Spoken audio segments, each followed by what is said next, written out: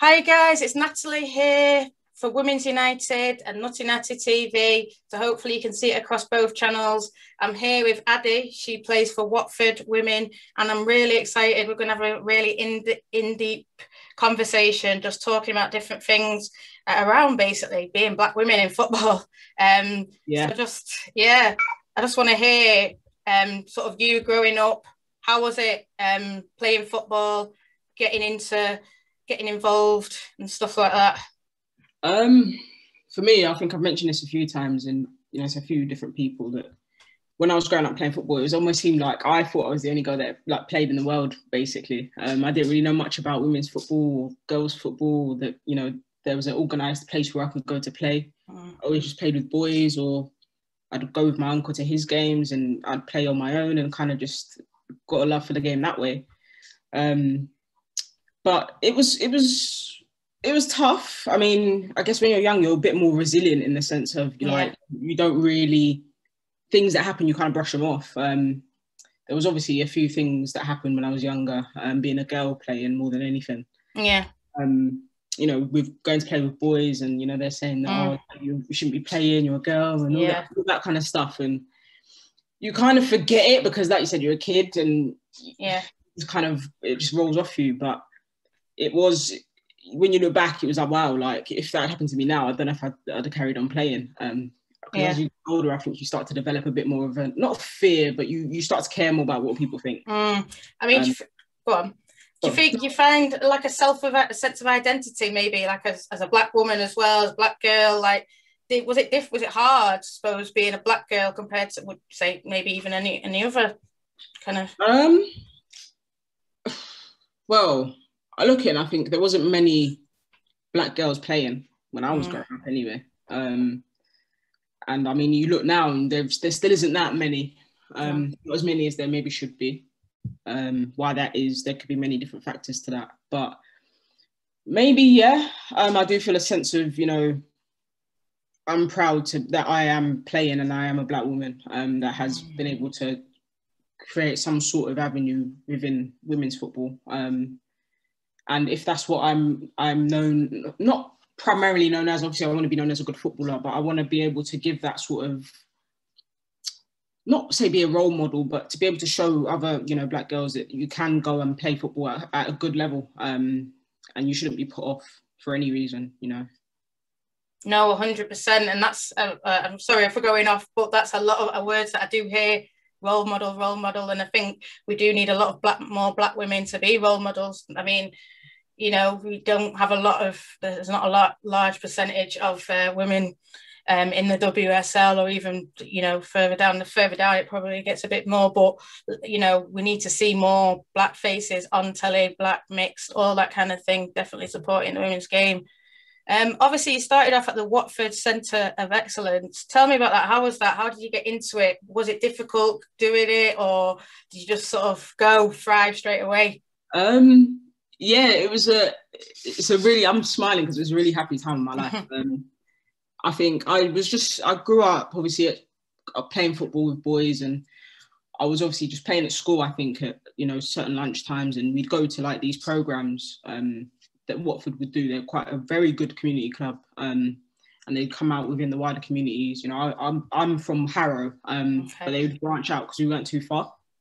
So they did some programs in Harrow, and I went down to some of them, and a few coaches saw me and recommended that I go to the Centre of Excellence. But that year that I was actually meant to go in trial, I actually was going on holiday, so I couldn't actually go. So it felt like a bit of a missed opportunity. But I was a bit like, again, I was young, I didn't really know, what it could have led to. And then the year after, which just kind of shows me that it was fate, there was a coach that came down to our school, and I think he was walking through, I literally can't remember this, he was walking through the playground on the way probably to the car park, and I was playing with the boys, and the way he says it, I picked up the ball and I just looked like I just went for everyone and scored. And he kind of went, whoa, like that's a girl against all these boys. And he knew someone who was coaching at the Centre of Excellence at the time. And he just put me in touch, and, the rest happened from there. Yeah, so it sounds like, it was definitely, you had that talent no matter what. I mean, like you said, you're shining now, so obviously you've got it. but you had that talent and it was still recognised and developed and forwarded on. Yeah, no, it was, honestly, I was lucky in that sense that, you know, there were people who were willing to put me in touch and people who were very kind to do that. You know, people could have seen me at times and just kind of gone, like, okay, girl that plays football, yeah, but didn't have to, you know, put me in touch with certain people that could get me to that stage, but they did, and I'm very grateful for that always. Brilliant. And obviously from Watford, did well there. You went on to Arsenal. How did that come about? Yeah, so I think at the time, if I'm correct, the Centre of Excellence was shut. So okay. If I'm being honest, I don't know if I would have left Watford at that time. We were doing quite well, but the Centre of Excellence got shut down, I believe. I think they were making the pyramid a bit smaller. So we had to all leave. And yeah, went on to Arsenal. I was there for 3 years, 4 years maybe. The first year I was there, we won the league and FA Youth Cup. We won the league unbeaten, which was mental. I've never done that before. And yeah, I had some good times there. I had some really good times there. So yeah. That was my life. You said a few things there. Obviously, you said about the pyramid getting smaller. I mean, what did you feel then when that happened? And obviously, I know there's been things said that that it wouldn't happen again, and you know they're trying to expand the pyramid. But what did you feel? Because like you said, you just told me you wouldn't have left, so that could put someone off, really. The fact that they've been told, oh, we're not doing it. But obviously, luckily, Arsenal came along and everything great happened there. Yeah. But I mean, at that moment when, you know, like they said, they were closing it down, what was your thoughts? What was your feelings? I think a lot of us were I was old enough to know, you know, that what was going on, and a lot of us were heartbroken by it, especially since we were a club that we'd built, you know, an amazing structure and team. You know, there were points where we were being beaten by Arsenal quite heavily, and then we started to beat Arsenal. So we were getting on the rise and we were getting better, and then all of a sudden we're disbanded and we all have to go our separate ways. It was horrible. I remember, you know, there was petitions and stuff flying around all the time from parents and stuff. And I just remember thinking, almost like you said, am I going to carry on playing? What's going to happen in terms of me? You know, where am I going to go? I didn't really know much in women's football other than Watford. So it's probably a good thing that it did happen in a sense, because it opened my eyes to everything else apart from Watford. But like I said before, I probably wouldn't have left, you know, so it might have been a good thing that it pushed me to leave my comfort zone a bit. But yeah. Yeah, I mean, you talked about being at Arsenal and winning, and that's definitely when I was talking to you. What's the mentality like at Arsenal? How did you feel in that team? You know, like you said, going unbeaten, winning the cups.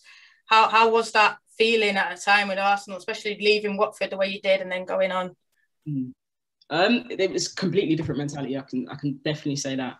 It was a bit of a culture shock in a sense. I'd gone from being, you know, a player who always played and always started. I was always scoring the goals at Watford, and you know, it was an amazing time for me. But like I said, I was in my comfort zone. Then I went to Arsenal, and there's a bit that I remember we did a fitness test, and they were quite hot on fitness. And I didn't score so well in the first fitness test that I did. And my coach at the time, she said to me, look, you're a good player, but you need to get your fitness up or else you won't be here next year. And I think at that point they used to offer places out if you got a certain level in the bleep test. And I put my head down, you know, I wasn't really starting much. I was kind of getting a few minutes here and there. And then at some point something just clicked and started scoring more. I started getting fitter. You know, and with that, I started to come a bit more, you know, showing my talent a bit more. And, you know, the mentality was really, really good. And I really enjoyed it, actually. Some people would maybe say it was tough, but I really enjoyed it. And I really, you know, thrived in it. So. Obviously from Arsenal, you went back to Watford. How did that come about? What was your thoughts and feelings at the time? Obviously going back, I mean, you saw somewhere that you loved and stuff. Yeah. And obviously you're still there shining. So how talk to me about like that with Arsenal and then back to Watford? So my year at Arsenal, my first year at Arsenal was under 17s. So I think that was, like I said, we won 2 things and we won them unbeaten. And it was such an amazing year. I got, I think, an England under 19s called up for a camp off the back of that. And then I also got called up for the first team off the back of that as well, in like a friendly game, and then scored in that. So I thought everything was going to start, you know, hitting the heights. Obviously did pre-season with the first team. It was really good. It was really exciting. And then things kind of just fizzled. And I was there for another 2 years in the reserves, not really playing, not really knowing why I wasn't playing. The excuses that I was getting wasn't really good enough for me, because anything they asked of me, I always did. But I think at that point, I just wanted to feel loved again, playing football. And I couldn't think of a better place for me to go to than to Watford, to be honest. Because like I said, I wouldn't have left there. And I really loved my time there. And a lot of the people that I knew from then were still there at that point. And obviously, I'd always wanted to play for Watford women, Watford ladies at the time. I'd always go down to games whenever I could when I was younger, and I'd go and watch. So for me to be able to play in that team meant everything. So, you know, when the manager at the time, John Solomon, came, you know, and asked me, you know, I know things aren't going too well for you at Arsenal, do you want to come over? There was no hesitation. So yeah, to go back home, where is what I call it, home. It was amazing, and I don't think I'd ever, you know, made a better decision in my life, probably. I see a lot of, you know, when as a fan who's just started to sort of really watch women's football, and you see the way Watford promote it, it's great. And I see all your skills and your tricks and your goals, and I'm like, that's a player that I do. And I just think, you know, obviously there's the hope, maybe potentially, you know, going up, and that's what I want for Watford, definitely, because I feel like it'll be good in the Championship, and, you know, the leagues are growing. How is it in Watford now? Like, how do you feel? Because I look at you, you're the longest serving player. So that must be mad, considering you were there from young, and then you went to Arsenal, and now you're the experience head, really. That is honestly what gets me a lot of the time, is people say you're longest serving. I'm like, what, I'm 24. How is that even possible? But it's one of those things where you don't think about it until someone says it, and then when someone says it, you're like, oh wow, like that's actually crazy to think, you know, that however many years I've combined, I've been at Watford. It's probably why I call it home. And like I said, it's somewhere that I feel very comfortable. It's not a comfort zone. I don't think I ever let myself fall into that again. That's probably a good mentality that I did pick up from Arsenal. But, you know, it's a place that, you know, I feel confident. That's probably the best word for me to use. But yeah, no, it's crazy. It's crazy. I don't know how I'm the most, you know, longest serving player. I don't know about that. But, you know, it's always nice, I guess. Yeah. Obviously, I just hope you don't mind. But you talked about the under-19s. How was that experience? You know, going to Lionesses camps. Again, it was probably another moment that culture shock. I'd never been to anything like that before. And it was tough. It was hard. But it was enjoyable. You know, something it was a dream that I always kind of wanted, was to go to an England camp, you know, whatever age group it was. I just wanted to test myself against, you know, the best. It wasn't so much a football kind of camp at that time. It was very like fitness based. I think they were prepping for Euros at that point. So it was very like tough. But I still enjoyed it nonetheless. I was one of the youngest there. I think I was 16. So yeah, it was tough. But, you know, again, I enjoyed it, and it was something I always wanted to do. So yeah, that was good. I mean, you say the word culture shock, and it's a word that you've used before, but it seems like you adapted to those cultures, though. So like you say, you know, at the start of Arsenal, it's difficult, but you adapted, you did well. And England, you adapted, you did well. So what do you think the difference is in the cultures, as to why potentially you don't see as many Black or ethnic minorities? I think when you look at, you know, where we live, you know, I live in a quite a built up area. You know, there are greeny bits around, and, you know, but you mainly grow up playing on the streets. And it's not so much about fitness, because I think, like I said about Arsenal and England, both were very fitness based. And, you know, where I grew up, and, you know, where a lot of Black girls will grow up, you're just playing on the streets, you know, and you're just playing with friends, and it's all about skills, and it's all about, you know, people use the word ballers, and, you know, being good with your feet, and, you know, almost like futsal in a way.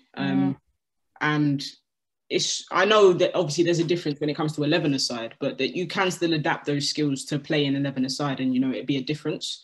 You look at someone like Jadon Sancho, he's the exact same, and, you know, you can combine the two. I think it just needs that guidance, you know, and I think a lot of black girls don't have that guidance, you know, even when they're in that environment, you know, some of them are told, you know, things to do with attitude or certain other things. I just think, you know, I think you can't say or tar everyone with that brush. I think you've got to get to know people and why they are the way they are, especially as a coach. You know, I think that's the primary job, especially in the youth setup, is, you know, kids are going to come from tougher backgrounds and they're going to act out differently or, you know, be different. You've got to get to the root of that and try and engage them.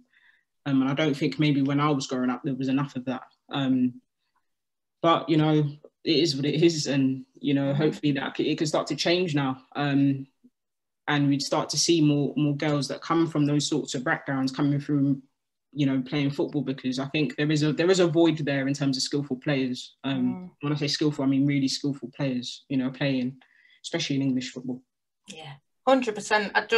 What you're saying there, it's just hit the nail on the head for me, and I'm sure for everyone listening and watching, you know, that is 100%. And it's more about, you know, I think that's what we need in England. You know, we're not seeing England winning as much, and, you know, like you say, the skill, and you see it in Spanish teams, the tippy tapper. We don't see it enough in the English women's football. For me as well, it's I mean, you the way you describe, I know you're 24, but you're sort of the old one, not a veteran, but on that line. But yeah, there's something that I've seen in the NWSL, and it's the Black Players Collective. And I don't know how much you know about that, even if you don't know a lot. But do you think that was something that would help? Maybe like a young girl, like you said, these coaches, this is what you need to meet. This is the target. There's not much like, well, actually, this girl's got so much skill. Let's develop it. Let's see. Do you think something like, you know, maybe an older, more experienced ethnic minority players might help the younger ones come up, or you know, collective like that, all working together? If I experience an issue, then we all sort of release statements together as one. That's what I've seen a lot in the NWSL. So do you think something like that would be good in the English football? You know, I know there's only a few black players, but even if we just, you know, I just feel like that collective would be beneficial, especially for the young ones. Yeah, you can never do too much to help, especially in this situation where, like you said, there's not a lot of black players or ethnic minority players in the top leagues anyway. So I think you can never do too much to help a situation. I think, you know, if we tried it and it worked, you know, then why not keep doing it? But I think I'm always a believer of try something once, you know, at least, you know, just to see how it works out. Brilliant. I mean, is there anything further that you want to add, or any sort of thoughts or anything you want the people to know? But I really appreciate, just definitely, especially your passion when you're talking about the difference in culture. Is there anything else you want to add, or are you happy? Not really, I guess. No, I think, you know, like you said, I think with things like that, and, you know, culturally and having different players from different backgrounds, I think you've got to take each player as they are. Like I said, you can't tar every player with one brush and say they're this, you know, because they look like this, or I'm a player. I like my hoodies, and I always wear a hoodie. I always put my hood up, always have my headphones in. That doesn't mean I'm moody or that I'm, you know, got an attitude. It just means that I like to listen to my music, and I kind of like to keep myself incognito a little bit. And that's just what helps me focus. And I think that's why I'm very lucky at Watford. You know, I have there's a coach there, Armand, who was our head coach, and then he's now our assistant. I remember when I think when he first started, I think I always used to put my hood up and my headphones on. I had like my Dre beats over my ears, and he always used to kind of just see me, and I think he was obviously in his head, he was kind of thinking. One time he pulled me and he said, you know, I never used to understand why you put your hood up and you wear your beats, and I always used to think that you thought you were big time or whatever. And he was like, no, do you know what? I actually understand it now, because that's just your way of focusing. And, you know, if you turn up to games and you're playing well, you know, and it's working for you, then, you know, so fair play and so be it, you know. And that's something that I know I'm really lucky to have, and I really appreciate that he took that time to, you know, to notice that, you know, I'm not doing it because of, you know, something else or external, you know, things or social media or anything like that. It's literally me, and that's how I get the best out of myself. Everyone's different, like I said. So yeah, no, I think more of that needs to happen. You know, just in youth football in general. I think it happens a lot more in the men's game than it does in the women's game. Maybe because, like you said, they're more advanced in the sense that they've been playing longer. But, you know, I think that something that we need to do is learn from the mistakes of the men's game, because they've 100%. Made these mistakes already and we're making the same ones again. So, you know, I think that's something that we need to think about. 100%. I mean, for me, I think something like a coaching course. I know that people who have done the FA coaching badges, they say there's no additional courses about, you know, different, you know, diversity or anything like that. You know, there's the basic things, but, you know, even like an unconscious bias or something like that, I think would be fantastic. But like you say, we need to learn the mistakes. And I think there's a lot of a rush to sort of do the same way. This is the path, let's go down it, instead of, well, let's make our own path in a way. I don't know if I can ask you just one quick more question. Yeah. What's your opinion? There's a lot of players now in the Premier League and different leagues, but they're saying they're not going to take the knee. I know that the women's team all the women's teams are taking the knee still. Do you have an opinion? Is that something that you want to continue to do when the fans are back next year and all this kind of thing? Do you think it will still carry on for you know, indefinite? I think it should. I mean, for me, I'm someone who, I've got an armband that says Black Lives Matter, and I wear it every game, and I probably will continue to next year. And I think, you know, especially when you look at the Premier League, the fans haven't even been back, you know, and that's who the message is meant to be going out to. Is meant to be, you know, everyone in the wider world. And if, you know, we're not going to do it, or they're not going to do it when fans are in stadiums, I think that doesn't really make sense, because that was the whole point, is to get people talking. So I think as long as all the abuse continues, I think it needs to continue. The abuse hasn't stopped at all. If anything, it's getting worse. So, you know, I think for us to stop taking the knee or to stop talking about things like that, you know, it's counterproductive. Counterproductive, that's it. Yeah. To completely stop, you know, talking about it, especially when it's rife, which it is right now. It is. I mean, there was the social media blackout. What was your thoughts on that, if you don't mind me asking that one as well? Yeah, I took part in it. I think it's a good idea. And do you know what, to be fair, it showed, you know, I think I spoke to a few friends who were on social media, and they were like social media was dead for like those however many days. And I think, you know, if there was to be a social media platform that was made where you had to have identification, that's where I think it needs to get to. I think, you know, I don't think you'll get these platforms that make so much money already change things which could necessarily make them less money. So I don't think that change will happen in terms of, you know, you require an ID to use, I don't know, Twitter or Instagram or anything like that. I don't see that happening, because, you know, they're already in motion. But I think if there was a new one created, you know, everybody would jump on it, every celebrity, you know, and they're the ones who bring people to those social media websites. So it would be interesting to see who jumps on that and who does that. But yeah, no, I thought it was a good idea. I thought it was a good premise, but I just don't know. I don't know what's going to come of it necessarily. Because like I said, you know, all this stuff is still happening still, you know, no matter what we're doing. Yeah, no, 100%. I just want to thank you, Adi, for coming on and just talking to me. It's my very first show. I hope you had a good time, and I just hope I asked you the right questions, and you feel like you said everything that you need to say. And I really, really do appreciate it. Thank you so much. Thank you for picking me to speak to. No, always. I love it. Thank you so much. Right, thanks, guys. Like, share, subscribe, tune in. I'm gonna put out a preview and hopefully get more people talking and get more players on, and just, you know, I really want to give the voice to people like me, because I see someone like you and it reminds me of me. So I want to give the voice to more players any way that I can. So, you know, thank you everyone for supporting. See you soon. Thanks a lot. Let me just... Right, I'll stop recording.